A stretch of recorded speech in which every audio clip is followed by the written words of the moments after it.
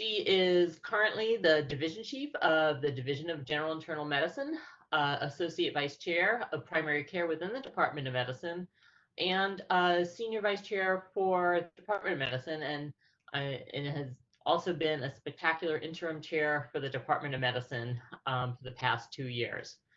Her focus is in ambulatory medicine and primary care, and she has really developed expertise in system redesign and operations of ambulatory care, and has been a key leader in our own adaptation of our ambulatory care setting in this COVID epidemic. And so with that, she will be talking about disruptive change in COVID, the silver lining. So thank you, Betsy. Thanks a lot, Lynn. And hi to everyone. There's a lot of you from Wisconsin and from outside of Wisconsin, and it's beautiful here. And I'm going to go ahead and get started. I have 3 different backup systems and 2 clocks, so I think we're all good to go.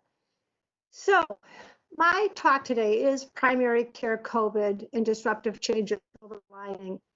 And I think for all those of you who are listening who are on the front line, emergency department physicians and ICU physicians and hospitalists and others, you know, you've seen the really darkest, most horrible time. And I just want to be able to talk a little bit about what might come out of that horrible time, and without disrespecting all that you've been through.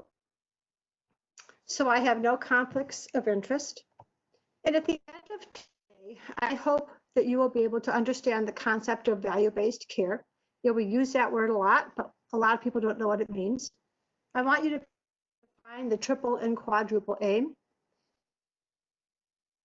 By the 4 levels of an integrated health system that are defined by the Institute of Medicine that are really important to include in transformational change.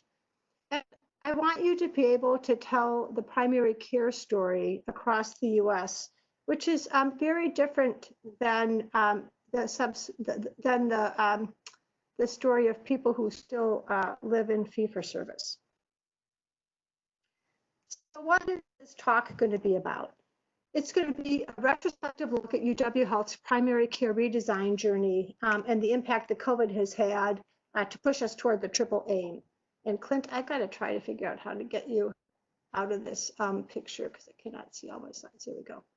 So I'm going to tell you a story. It's going to be a book. Book's going to be in 3 chapters. Chapter 1 is going to be UW Health primary care redesign and using transformational change. And that's a pretty long chapter. That chapter is 60 months. And the next chapter, chapter 2, is going to be primary care, population health, and value-based care. And that's a long chapter. That chapter takes 96 months. And the last chapter, chapter 3, primary care, COVID, and disruptive innovation, is a very short chapter, but just as meaningful. And that takes 3 months. So what you'll notice here, and then Clint, my slide is not forwarding. If you could. Yep, just click on the slide and then you can probably progress it from there. Click on the slide. Okay. Great, thanks. Okay. So here's the book in all of its chapters. Primary care redesign in yellow, population health in green, and then disruptive innovation due to COVID in 3 months. And so you'll know that one of the take-home messages is right here, which is that disruptive change happens quickly and much more intensely than other forms of change. And it's incredibly important. So check care redesign. This is something that I was really very intimately involved with. And our story for this begins in 2008. And so what was happening in 2008? Obama was elected as the 44th president, the first African-American president. It was the start of the Great Recession. A lot of music was popular. One of the top 3 songs in that year was from Katy Perry, the song I Kissed a Girl. And Aaron Rodgers started as the quarterback for the Packers. And as Lynn said, I'm a Wisconsin-bred person, and I do kind of bleed green and gold. And for those of you who don't know, the Packers are a professional football team. They're in Green Bay, Wisconsin, and they're fantastic. So the other thing that was really changing is healthcare was changing massively in 2008. And there are a couple sentinel papers and articles I'm going to talk about right now. First, Don Berwick in Health Affairs in May of 2008 wrote about the Triple Aim. And the Triple Aim was care, health, and cost. Better care for individuals, better care for populations, and at a lower cost. And this was huge. So he was really saying that we need to prove as physicians that we give quality care and that we can take care of everyone in our society and that we can do it in a cheaper way. Another sentinel paper was Crossing the Quality Chasm. And this was by the Institute of Medicine, and it was published in March of 2001. And it was called A New Health System for the 21st Century. It was really a framework of how we should redesign care.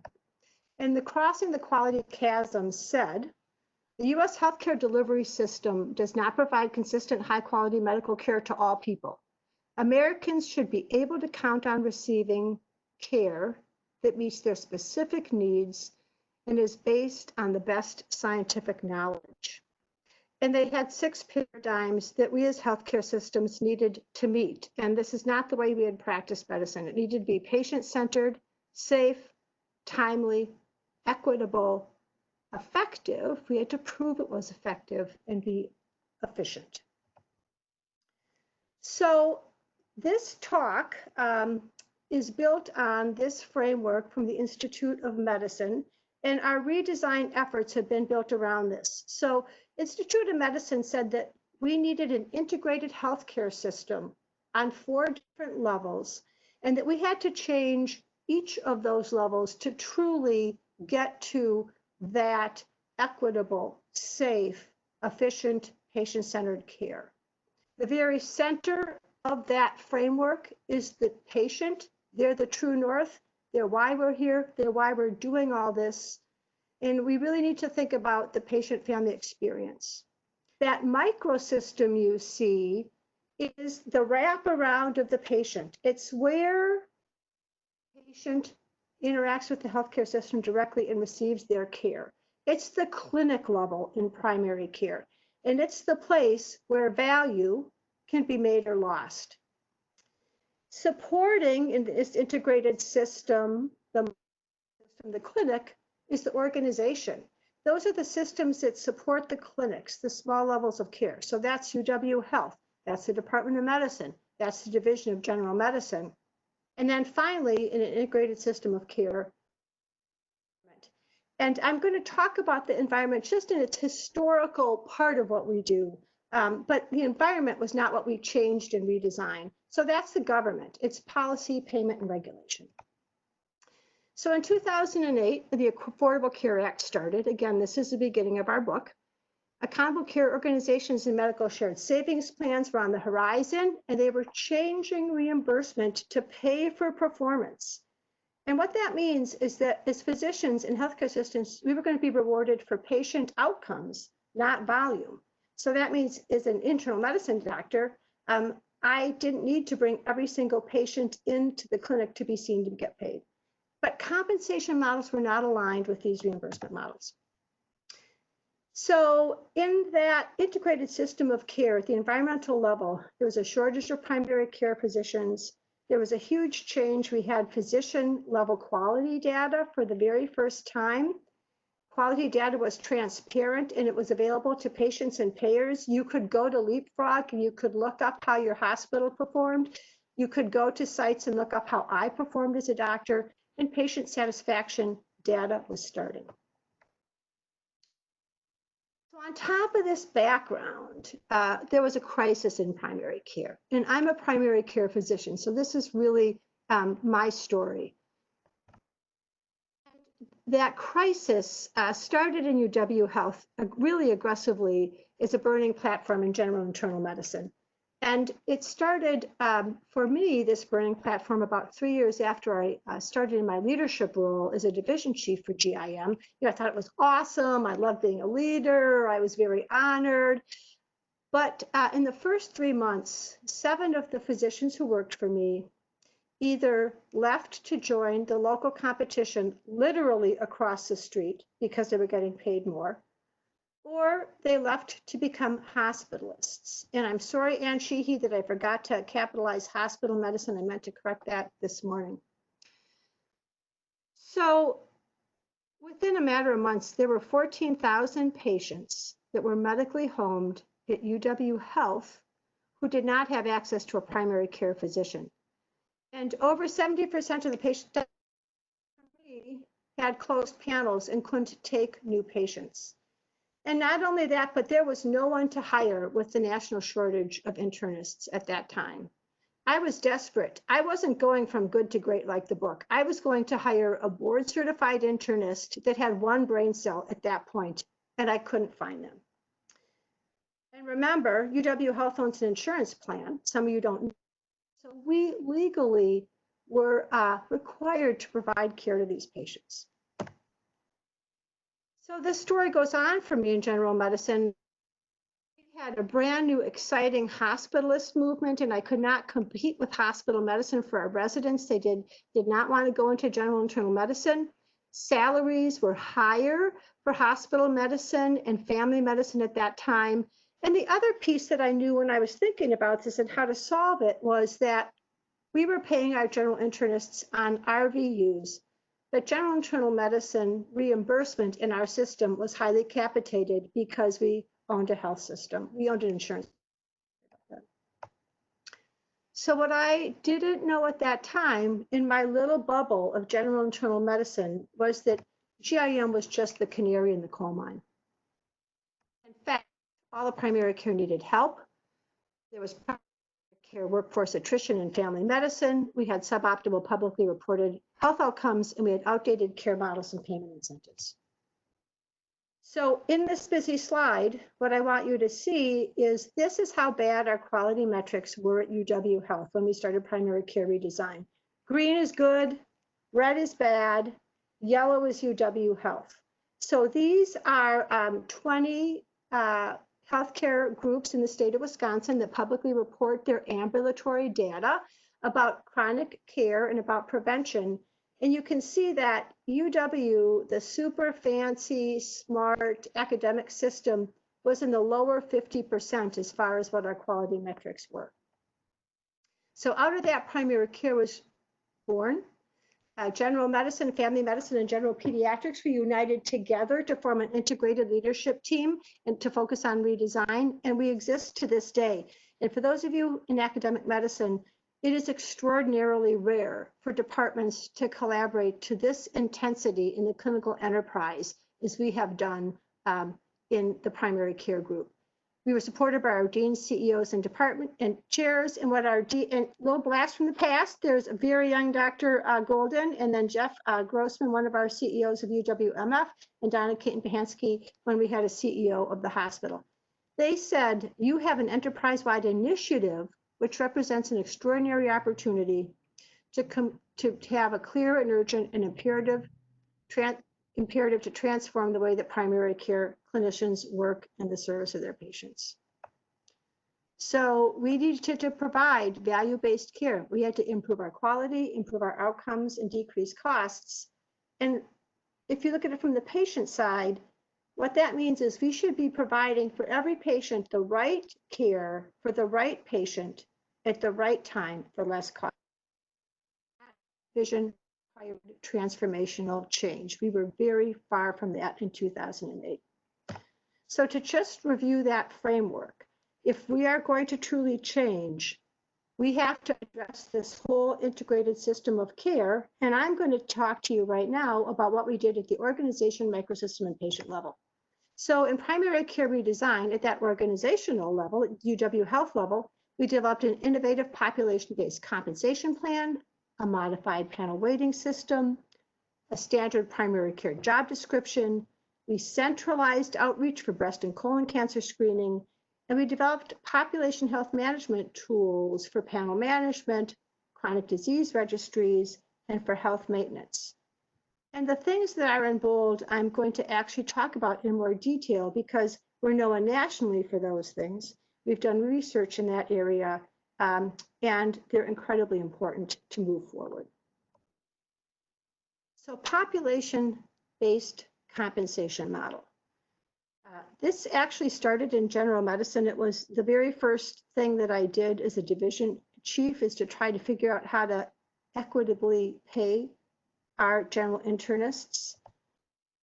And we just set up, so we met as a group, and there were a set of goals that we developed to support value-based care. The physicians in general medicine said that you need to do a plan that aligns the work that we really do with compensation. What that meant was if we were going to reach out to the patients on our panel who we hadn't seen in 10 years, or who needed a mammogram, or who needed a tetanus shot, if we were going to control their diabetes and talk to them on the phone and coach them through that, we couldn't just be bringing patients into the clinic. And in fact, there's literature to show that at least 30% of the time of a primary care physician is spent outside of the office visit, not paid for. So they wanted to align comp and work. I wanted to stabilize our workforce and recruit the best and brightest doctors, not the board certified internist with one brain cell. And our CEOs, when they did this, said in supporting a new comp plan, you have to improve quality metrics and you have to improve access. As I told you, 70% of our doctors were not taking new patients. So here is that plan. This is the first version of it. The old system, our doctors were 100% RVU based. And in the system, our doctors were paid 50% of their salary, their clinical salary, on the size of their panel, the number of patients medically homed with them. Only 25% was volume based, and 25% was based on their clinical FTE. So you can see that we're really moving from volume to value. There's other parts of it. 5% of compensation is at risk. You don't get it at the end of the year if you don't meet the clinical job description for a primary care internist. And in addition, we're working toward outcomes and value and quality. You could receive a 5% bonus above clinical compensation if you met certain quality metrics. And those metrics are decided on a yearly basis, and they change on a yearly basis. So did we make a difference? This is a pre and post compensation survey. We studied the compensation plan, and the next slide is more understandable. When we did that, and we family medicine, pediatrics, and general medicine, at that time, only general medicine had moved to the panel-based compensation system. And the evidence was so overwhelming in this survey that it clearly showed the need to change all of primary care into a population-based compensation plan. And here's the data. So if you look at this slide, there's pediatrics at the top, family medicine, and general internal medicine. And if you look at the very bottom, we asked many questions about the structure of the compensation plan. Did they understand the compensation plan? Were they happy with their salaries? And you can see in general medicine that a significant portion, well over 25% on average, were very satisfied with structure and salary. And a very significant number, 42 and 32, were satisfied. So satisfied, very satisfied, way over 50%. It was shocking to see in that RVU system, that volume system for peds and family medicine, the doctors who were very satisfied with the structure and the salary were way less than 5% and sometimes 0%. And really less than 25% overall were satisfied in any way. So this was a striking difference. So this is the data from general internal medicine because we changed first. We had specific goals that could be measured and some goals surveyed. And did we achieve those goals? Aligning compensation with work, we did do that. Did we stabilize the workforce? For the first about 10 years after this plan, no doctor left to join our competitors or to become a hospitalist. Now, I recruit the best internists that we have, I believe, in the country. We recruit our chief residents regularly. This compensation plan has been part of that. Our quality metrics have improved and access improved. When we first did the plan, it switched. 70% of our docs were accepting new patients, and now 48% of our physicians accept new patients. Why did the comp plan do that?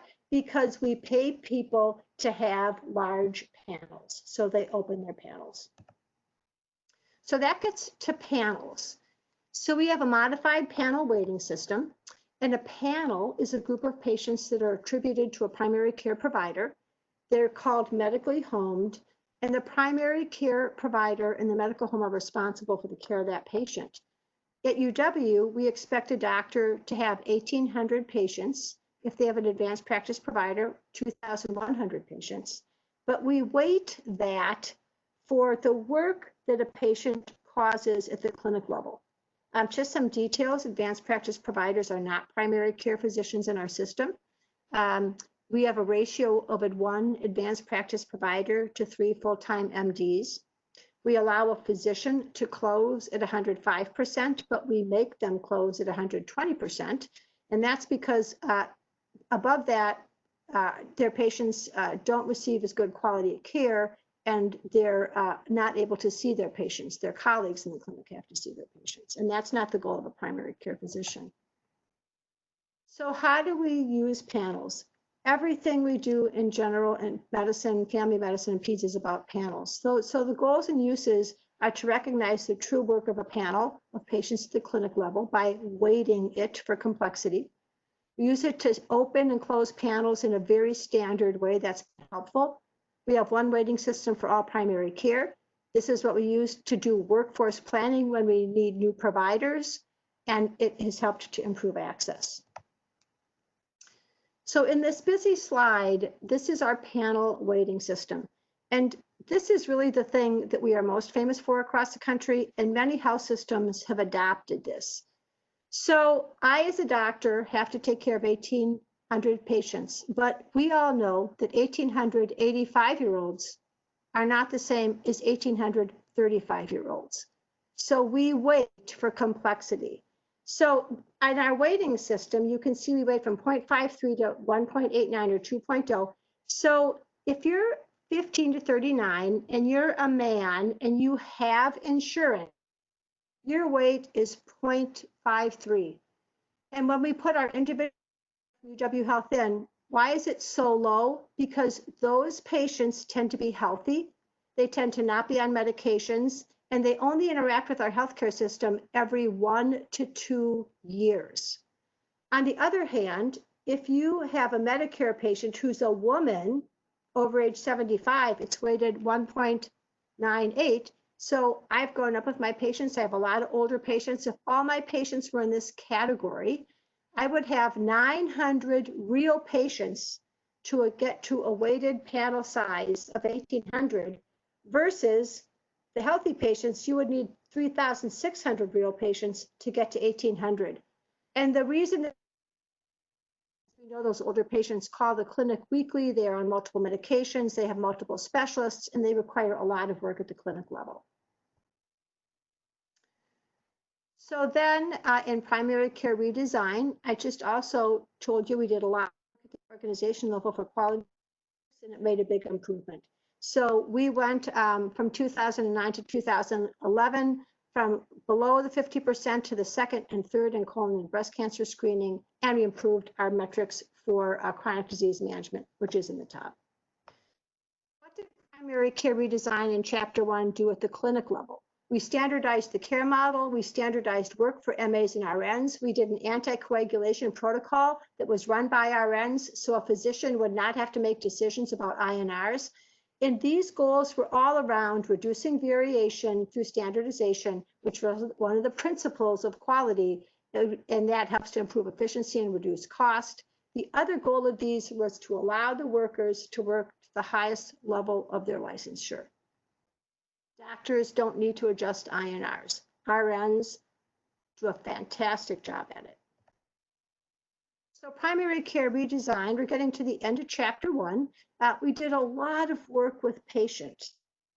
I'm going to say that one of my take-home messages at the end of this is that we've lost the patient voice at UW Health in the same way we had it before, and I think we have an opportunity to bring it back. We had a lot of patient family advisory councils. Patients were engaged in clinic level improvement projects, and we were heavily involved in partnership with the Center for Patient Partnerships on campus. And I know that there's quite a few people from the Center of Patient Partnerships on the line today. So we're going to measure our success by the Triple Aim in each chapter. So did we have better health for individuals after chapter redesign? We made progress. We improved quality. We improved access. Did we have better health for populations? We made some small progress in prevention. Did we per capita? No, we did not lower cost. So let's move to chapter 2, population health. That's that green bar. That continues to this day. That's the biggest chapter in this book. So the journey toward population health, what started to happen in 2011-ish is ACOs and medical shared savings plans became increasingly popular. There was a recognition that the individual physician could not do it all with high quality results. I, as a primary care doc, needed a team to keep my patients healthy and to reduce cost. Population health programs were required to drive down the cost of healthcare, which is exorbitant, and to improve quality. At the same time, there were a lot of disruptive changes happening in the healthcare industry. So at that organizational level in population health, in that system approach, we became a Department of Population Health within UW Health in 2012. We became an accountable care organization quickly after in July of 2012, and we started to participate in the medical shared savings plan in January of that year. And as I'll talk about, in medical shared savings plans, you have to prove you are providing better care with metrics in many areas, like chronic disease, prevention, patient satisfaction, and other things. So a big change happened with this. When we joined the Accountable Care Organization and then the Medical Shared Savings Plan, high risk increased significantly. Percentage of value-based care lives increased. And I'm going to go into this definition in a little bit of detail. We now had both capitated lives and full risk shared savings lives. What this really meant is if we managed the risk through population health of our patients, keeping them healthy, we could make money. If we didn't manage the risk and they cost a lot of money to the organization, to pay money back to CMS. Here's that growth of accountable care lives that has occurred since 2011. It is significant. So a little bit, some of you might zone out during this little part, but be sure to come back for the end part. But this is kind of some financial pieces. So what is capitation anyway? I've mentioned it a couple times. It's the fixed money that a health system gets from an insurance corporation to take care of a patient's medical needs. So if a patient joins Quartz Insurance, which is an insurance company that we own at UW Health, Quartz pays UW Health a per member per month fee to take care of that patient. But it doesn't matter how much we see that patient. So in the incentive capitated system is to only see the patient when it is clinically needed. We get the same per member per month fee whether we see them or not. So this incentivizes out of the box thinking for new ways to take care of patients outside of, really incentivizes keeping people healthy. And I'm going to say this is exactly the opposite of how some of the money comes into healthcare systems like UW Health, where some of the groups and departments get paid for only if they bring people into the hospital, not for keeping them out of the hospital. So we have a very discrepant group of how people are paid at UW Health. but we're talking about primary care. So what is an accountable care organization? So an accountable care organization is a group of providers, it can be multiple organizations, that have agreed to be held accountable for the cost and quality of care of a population through participation in value-based contracts. So I'm going to say again, have agreed to be held accountable for the cost and quality of care. And if not, we will not be financially successful. The goals are laudatory. It's to improve coordination and quality of care, to reduce unnecessary service use. And I'm going to say this is where things like choosing wisely come into effect. We know that annual preventative exams are an unnecessary form of a visit for primary care providers, and more about that. But the goal is to only provide necessary medical services, the appropriate tests at the right time, the appropriate visits at the right time. So medical shared savings plans. So there's two kinds of medical shared savings plans. There's the Medical Shared Savings Plan Program, MSSP, and there's a Next Generation Accountable Care Organization. We are in the Next Generation ACO. In these plans, these shared saving models, accountable care organizations like UW Health, we qualify for shared savings payments coming back to us if we spend less on the patients in our ACO than what CMS expects for us. And in two-sided risk, which we are in, if more than CMS says they should, we have to pay money back. Really important slide. 56%. This is a giant number. 56% of UW Health primary care lives are under value-based contract arrangements. This is extraordinarily high, and this is highly unique. Most healthcare systems in the country are still under volume-based fee-for-service systems. If you look at that whole section are value-based care arrangements. Part of the red pie are capitated lives. Those are our lives under things like sports insurance. Those are where we're paid per member per month. That little red piece of the pie are the people in our Next Generation Accountable Care Organization.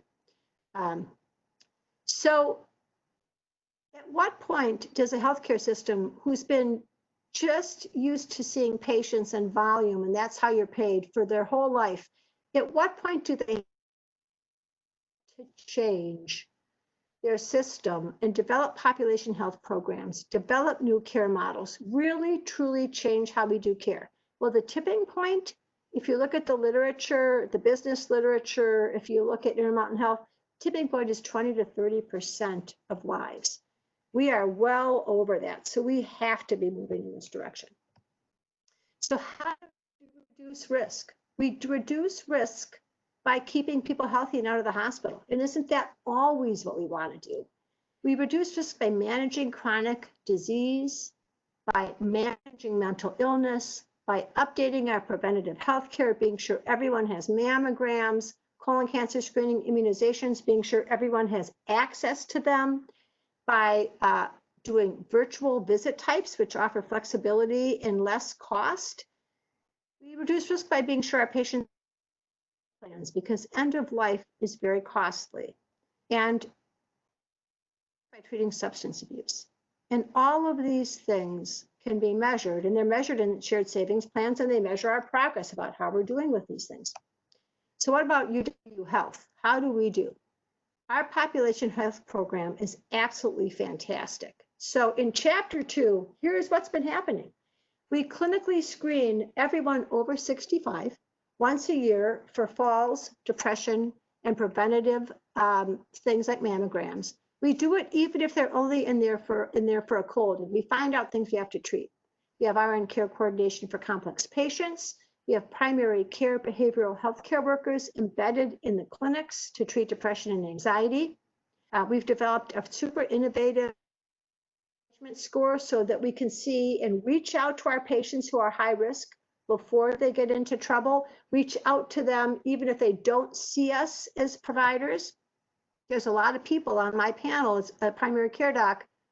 Well, I don't even realize that I don't see people like this. We have primary care pharmacists. We have skilled nursing facility advanced practice providers. This is huge. Every medically home patient in UW Health has an advanced practice provider that can go into the nursing home where they are and see them instead of them having to come into the clinic or go to the emergency room. We have home-based primary care. We have doctors for the super high-risk people who will go into people's homes, and that is all they do, and take care of those patients there. And we're starting a hub and spoke model for substance abuse disorder. So is that making a difference? Our data is extraordinary. So in this graph, you want to be at the very top corner. UW Health wants to provide at the very end of the y-axis is the lowest cost care. At the top of the x-axis, the highest quality. We want to provide high quality at low cost. In UW, which is that little red dot, we provide almost the highest quality care for the lowest cost of anyone in these performance ACOs.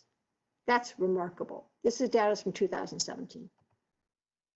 And here is the result of our next generation ACO data. So CMS, how sick our patients are by how we code them, and they tell us how much they think that that patient should cost a year. And that is the black line. And 2013 is when we started. The dotted line is how much those patients do cost us. And you can see in 2016, our patients started to cost less than what CMS said and still had high quality results. That's fantastic. So we're ready to measure. We're at chapter 2. We're in the home run. What happened in chapter 2? Did we give better health to individuals? We continue to progress with our quality metrics. Did we give better health for populations? We made a lot of progress there. Capita, you just saw the data. We did. We're doing better there. Not good enough. And did we provide wellness? So in this interim, the triple aim changed to the quadruple aim, and the quadruple aim added well-being of the healthcare team, and we're not doing well there. So we were great. We thought we were superstars. We were like leading the pack until disruptive innovation change happened, and that happened from outside organizations. So just here is one example. Berkshire Hathaway, Amazon, and JP Morgan team up to try to disrupt healthcare. And other examples, Intermountain Healthcare and Theta Care here in Wisconsin are doing incredible disruptive change models. Walgreens and CVS started minute clinics. And what did this disruptive change do that we couldn't do? It offered flexibility, extended hours, convenience and patient choice, flat rate fees. They skimmed off the healthy patients. So that convenience and patient choice, I could go to CVS and buy my milk and get my prescription and get seen for a sore throat for $25. That was fantastic. And the people who chose to do that tended to be the healthy patients, the patients who don't cost as much, and the sicker patients came back to us. Those innovative groups also have less overhead in bricks and mortar. They have less overhead with staff, and they are really driving down the cost of care, and patients are getting good care. Okay, so SpongeBob said, like we were anxious, we were sweating, like what were we going to do? How would we do it? I remember being at an authority board meeting with Gary Walters talking as the board president about disruptive change like 3 years ago. So yeah, I had to sit back and think, and we all had to think, like, why were we stuck? Why couldn't we be Theta Care? We had unified primary care clinical leadership. We had providers that had compensation plans and panel system and teams to support value-based care. We had fantastic population health programs that kept people healthy. And we had a medical shared savings plan and ACO by reducing risk and improving the quality and health of our patients. So I'm going to take us back to that integrated system of care from IOM, And here is why I think we were stuck. So I'm going to leave the environment out. We were actually getting some support from the federal government for some of these programs, but within our own organization, we had gaps that we had to address to achieve the Triple Aim. What were those gaps? Well, at the organization level, we had no clinic level telehealth. We wanted it, but it was a long way pushed out. We were going to get it, but to train, the cost and all of it, it was a ways away. Extended hours were too expensive. We wanted to do extended hours, but just the cost of opening a clinic from 7 to 8 a.m., 6 p.m. was exorbitantly expensive. We looked at that about 5, couldn't do it. And we were still stuck in the RVU mentality. We're capitated, but you know, it's really hard for operations to get away from telling primary care docs, you got to see more patients, you got to see more patients, you got to just bring people into the clinic, bring people into the clinic. And then organizationally, we have way too much bricks and mortar. At the microsystem level, the clinic, there were also gaps that we need to address to achieve the Triple Aim. As doctors, most of us grew up in the RVU mentality. We still wanted to bring people in, bring people in. And we're never going to get to the Triple Aim of wellness with being as burnt out as we are. We don't provide flexibility. We provide unnecessary care. It might be care people want, but like the annual physical exam, it doesn't provide value. It doesn't improve someone's quality of life or increase how long they live. We have data to support that. And we didn't have the right space. I mean, we might have had too much bricks and mortar from the organizational piece, but we didn't have team-based space to provide care. And at the patient level, our patients were also asking for unnecessary care. Many of our patients have not been accepting of teams. They want to see me, Betsy. They don't want to see the advanced practice provider who works with me. And our patients have little choice and little voice. So,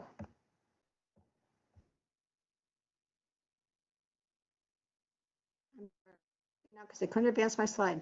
Along comes chapter 3. That's that super short chapter. That's the 3-month chapter. And that's COVID and disruptive change. So there's that little teeny tiny blue piece. That's what we've done in the past 3 months. And so COVID came along, the disruptive innovator, and on March 12th at UW Health, we all changed and everything stopped. This is how much it stopped. So this is the completed in-person general internal medicine visits. You can see we were doing 700 to 800 a day, and we plummeted to almost 0 on March 15th, which was the next day after we stopped. Along came the disruptive innovator. What did we do in a few weeks? We closed down our clinics. We became flexible as a health system. We consolidated clinics. We went from 25 general internal medicine sites, primary care sites, to 10. We worked from home. We totally changed our clinical workflow. We only saw urgent visits in the clinic. So during this time, there would be 1 or 2 doctors on site only, or 1 or 2 APPs on site only, and everyone else was working off site. Every other patient, other than urgent patients who needed to be seen physically, we saw virtually. Again, we saw all other patients virtually. We saw respiratory patients only in urgent care. We retrained to go back. That was a huge piece. And we did it all in weeks, not in 96 months, not in 60 months, not in a year. So let's just dive into that. We saw all other patients virtually. Wow, that is crazy. Any of it before in primary care ambulatory clinics before COVID. We started phone visits, telephone visits, not just a phone call, but a visit with a patient. IT trained and supported all ambulatory providers, not just primary care providers, to do video visits. Itself got devices and cameras to providers as was needed and found spaces for us to do telemedicine visits. A lot of people can't do them from home because it's not confidential, or they live in the country and they don't have internet. After all that was done, we as providers learned and started to do video visits. We trained patients how to access video visits, and we trained our medical assistants to room a patient virtually, which is part of a visit. This was huge. You see our data for that. You see that we were doing no telephone visits, and now you can see that we're increasing our telephone visits starting on that March 15th date. They're going down a little bit because we're also doing video visits. We didn't get trained on video visits until the middle of April, but you can see how those are steadily increasing. And I'll say for all of those who like to do systems change, we need help figuring out how to train us as providers and our patients to learn how valuable video visits are. We have a hard time having people accept video visits right now. So in chapter 3, what organizational level changes have we made as well during COVID? We have learned to use WebEx for all of our meetings. We've streamlined communication up and down lines of supervision. We've really clearly learned that short, frequent huddles multiple times a week are a much more beneficial form of communication than a 1-hour meeting in person once a month. We've learned that WebEx chats have become easy ways to address concerns in real time. These are all a big deal. And we've learned that we don't need as much office space as we have. We may never go back to some of these offices ever. And nationally, this is where I am going to mention in this whole COVID piece about what was changing at that environmental level of the integrated healthcare system nationally. CMS was remarkable. They changed reimbursement in real time, like in weeks. I don't know if that's ever happened. CMS started to pay for video visits during this time, and they also even started to pay for telephone visits, which has been fantastic. So look at all that's happened in a matter of really like 6 to 12 weeks. Here were our gaps before COVID. And if you look down this level organizationally within who we are, a lot of those gaps have melted away. We have telehealth. We have the option to do extended visits. We might have a way to change our bricks and mortar. We have a way to be flexible and deal with burnout. We have to figure out the unnecessary care piece, but we have an option to do that because we stopped providing all optional care and only did urgent care. And for patients, this is really our opportunity to give them choice in how they want to get their care and give them a voice at the table. So disruptive innovation from COVID has absolutely allowed an opening for telemedicine visits to be routine, part of just how we do our business. Working from home to be routine, part of how we do our business. We really have the option to give patients choice with extended hours by doing it virtually, which will cost us because we won't have to run the lights, have security, run the heat. And that's that reduced cost through less bricks and mortar. And all of these things give us the option to really work on wellness and burnout for our providers and our staff by giving flexibility. And patients will be able to have significantly increased choice. So that true north, those patients and families that we take care of, things should be much more patient-centered, and that is our goal.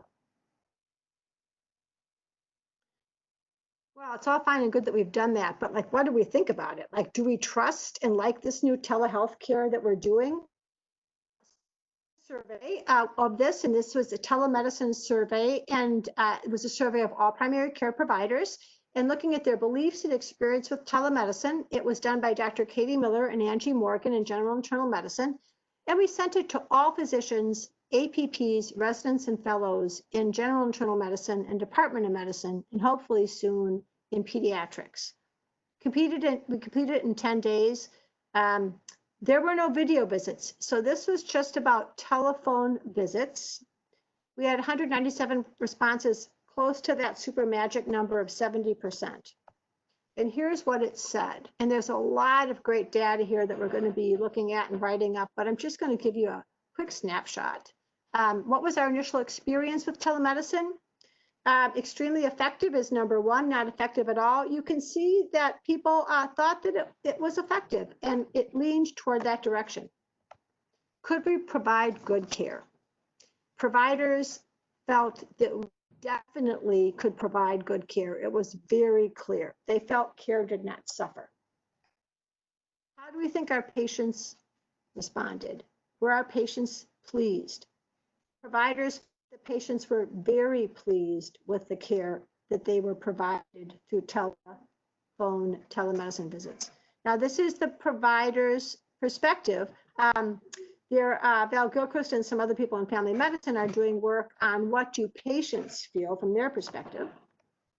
And do we want to continue telemedicine? I mean, that's like the burning platform message right there, and absolutely extremely likely to want to continue to use telemedicine. I just want to go back to this, and I want to say to everyone out there, where this was for telephone visits, we are sending out a new survey to all primary care for video visits. And we will be sending out surveys, if I get permission from Dr. Schnapp, to send out this survey to all of the specialties in Department of Medicine. So we'll be looking for that to come like at the end of June. So telemedicine is going to be big for us. We can't go back. And I think what we're struggling with now is what's the mix of virtual and face-to-face? So we're never going back to the left side gray, which is all face-to-face. And now you can see the yellow and blue are phone and video visits. We think the sweet spot is somewhere between 30% to 50% of a care doctor's visits will be in some virtual way. So a sticky wicket that we have a potential to actually change, that many of us have been trying to deal with for years, is, has this disruptive innovation from COVID allowed us an opening to look at unnecessary care that's been proven unnecessary, meaning patients don't live longer, their quality data isn't better, it costs a lot of money, it decreases access. How do we address the routine annual physical exam? And this is a great example because this medical visit is entrenched at all the integrated system of care levels. In the environment, some insurances require physical exams. Some businesses tell my patients that they have to have a physical exam once a year. Some insurances only pay if you have a physical exam. Organizationally, our templates are built for physicals, so we allow that. Microsystem is a provider. I don't want to say no to my patient if they say that they want their annual exam. And patients request annual exams because it's just part of their routine for taking care of themselves, and they think it's good care. So this might be a fruitful area for us to use disruptive innovation to try to make a real change. So we're at the end of chapter 3. We're winding up with grand rounds. So let's measure. What did chapter 3 do, disruptive innovation? Better healthcare for individuals? We certainly are going to do better on patient choice and patient satisfaction. We have to reprove with this new system of care that quality of care is going to be just as good as it was with face-to-face visits. We don't know that yet. Better health for populations. We continue to have significant progress in this area. Lower cost per capita. I think that this work that we're doing will drive down costs for UW Health. And wellness, I think this is a huge bright star for us, potential for wellness. So in the last couple minutes, what are the lessons learned from my perspective? And I'm going to just say that This is my perspective of looking at all we've done as I've been involved since 2008. Some people might feel differently, but I want to say UW Health has been a fantastic innovator, have done incredibly creative things. And COVID has pushed us to the next level. So what we've learned, academic medical centers can be nimble. We can change literally in one day. So that whole thing in our mind, that little story in our mind that academic medical centers can't change is wrong. Disruptive innovation is key to changing long-held behaviors and processes. We went to telemedicine when we had a thoughtful system of how we were going to roll it out, how much it was going to cost, how we had to do it. We learned that that behavior and thought process was not right, and we could change. A framework for a system level change, transformation like IOM, is critical for maintaining success, and it takes a village to change. And our greatest challenge moving forward is to embrace disruptive innovation that's come from COVID, and to define and sustain our new normal at UW Health, not slide back to our old normal. And we have to bring our patients back to the table. So the we could be UW Health, it could be your health system, it could be you individually, but we are the silver lining in any and every dark cloud we could ever find. And there's no need to go looking for the light when you bring it with you. We brought the light to ourselves in this disruptive innovation.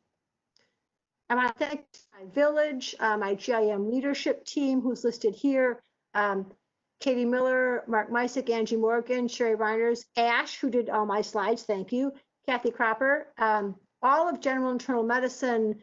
You've stood by me since I became division chief, thank you. Primary Care Leadership Committee, we've been in this together. PATH, Primary Care Academics Transforming Healthcare.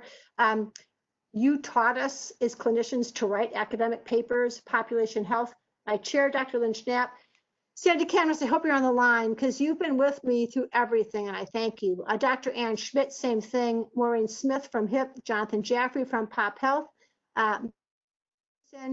Who's the Senior Medical Director for Primary Care. Crystal Bartles helped me write my first paper on comp. Carol Walters, Wendy Adams, Dr. Jeff Sleeth, Dr. Pete Newcomer, my Elam Peeps, who joined at the last minute last night, and my partner and wife, Nan Steffens. Thank you to all of you.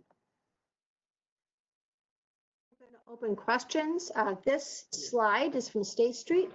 This is the Black Lives Matter mural that was painted by some of the medical students in Wisconsin. And I hope to see many of you tomorrow at the White Coats for Black Lives Matter march on the square. With that, Clint, can you open up? I'm going to bring my little happy Bishan up so all of you can see her. She's been watching in the background. Okay, so Clint, You check your phone. what am I going to do? I just texted the questions to your phone, so you can Okay. just click that for ease of use. Okay. So,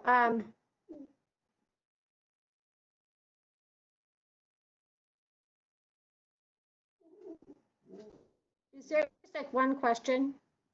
2 questions at this point, and I'll be texting them over to you. Okay. Are you shifting logistics into providers' home? Let's see. Are you shifting logistics into providers' home time and quality? So that's something we have to really think about and consider. There are providers who definitely during this time did not want to work at home. They did not want to mix that part of their life. And so we found other places for them to do their video visits. Another question is, do you think we should all reformulate the concept of the routine annual physical to a periodic review of chronic medical conditions and discussion of preventive health? Absolutely.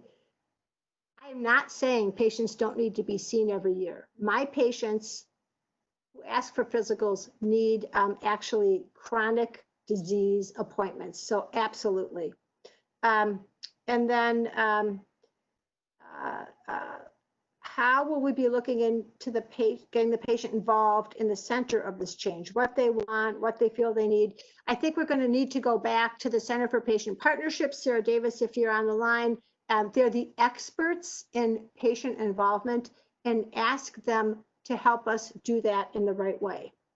And then the last question is, how do we compete with organizations that want to do even more that is unnecessary, like Mayo, Cleveland Clinic, the executive physical? I don't think we compete with that. I think we look at the literature. I think that we do what is right and realize that there's room for other people to do different things in other healthcare systems. So I just want to thank everyone who's on the line. I was super nervous and very excited for this, and I'm going to go ahead and end. We'll keep the chat line open and I can answer those, and have a great Friday. Thanks very much.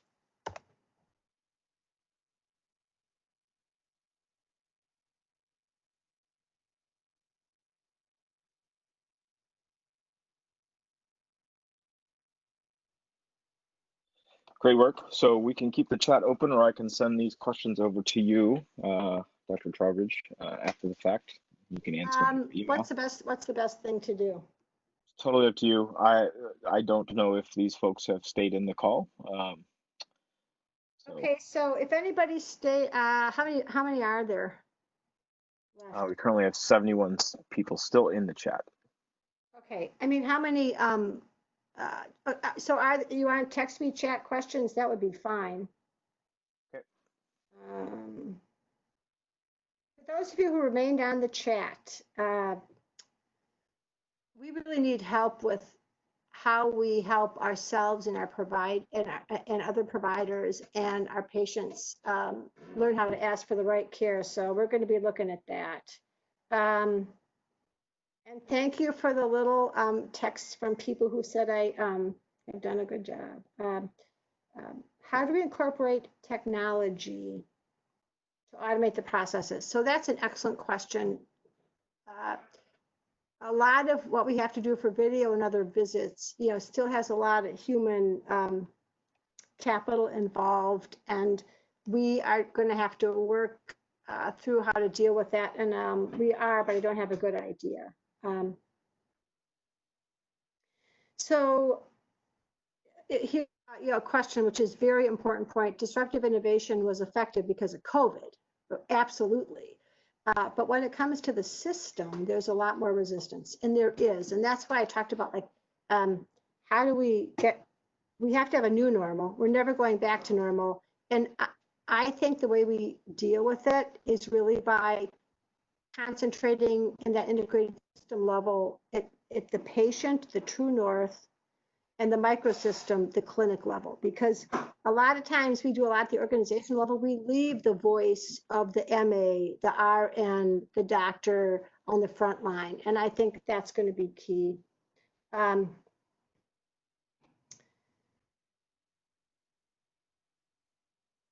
So where are we going to be in 5 years? Wow. I'm going to dream about that. And where I want to be in 5 years, I want to have every person who graduates from medical school get to do whatever they want to do with not very much debt, that they're not burned out, that they love their job, that they want to stay in their job till they're 70 and not retire when they're 50. And I want patients to have truly patient-centered care, whether they live in the country, whether they live in the inner city, whether they're Black or brown or white. And we have a long way to go for that.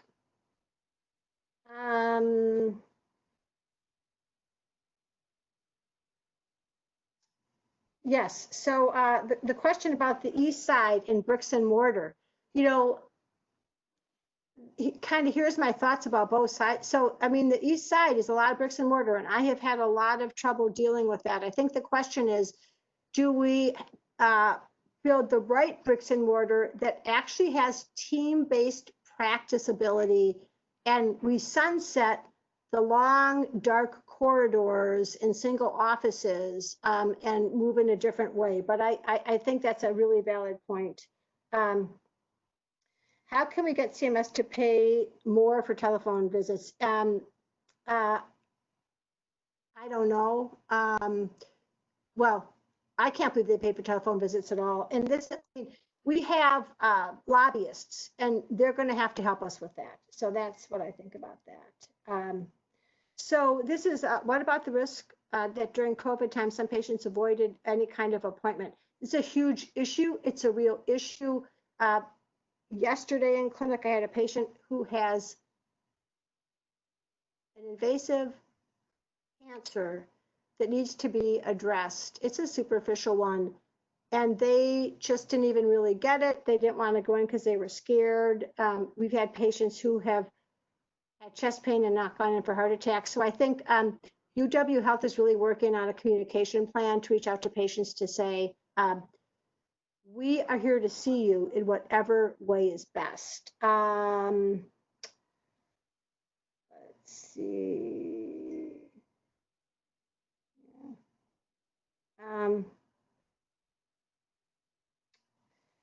What is the role of the specialist in this transformation change as it relates to primary care? I think the role of the specialist is going to be huge. And you know, Christy Bartles has written on the neighborhood.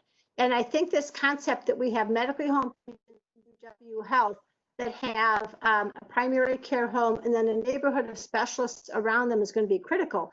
And frankly, I think we've worked to develop a system. As specialists, you need to be able to take care of the things we cannot, and we need to be willing as primary care doctors to, once you help us to get something under control, like a horrible type 2 diabetic out of control, that we take them back in our clinic and give you space on your schedule for the complicated patients.